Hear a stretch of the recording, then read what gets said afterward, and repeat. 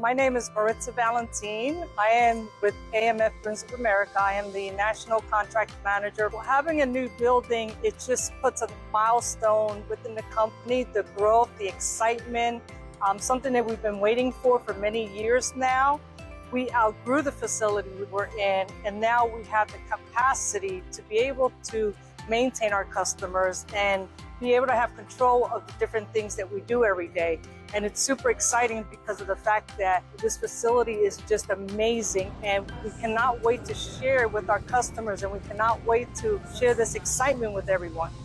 The most beautiful thing about this building is that we listen to our customers. Our customers are our number one focus. And as they share their thoughts and they share the feelings and they want to grow with us. And this is an exciting journey for us because of the growth with the company.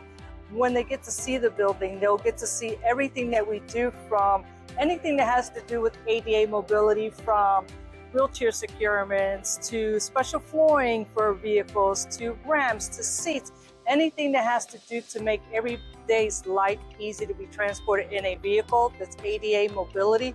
That's what we're about, and that's the excitement that we're here to share with everyone. My name is Jeff Allgire, National Account Manager for AMF Bruns. So the features I've noticed is just the ability to have the capacity that we're going to need to get a little closer to our customers at a faster rate.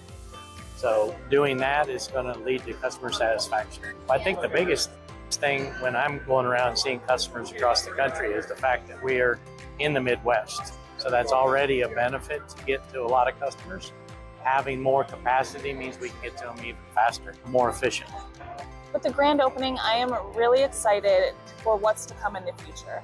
There are so many advances to technology and engineering and collaboration as a whole.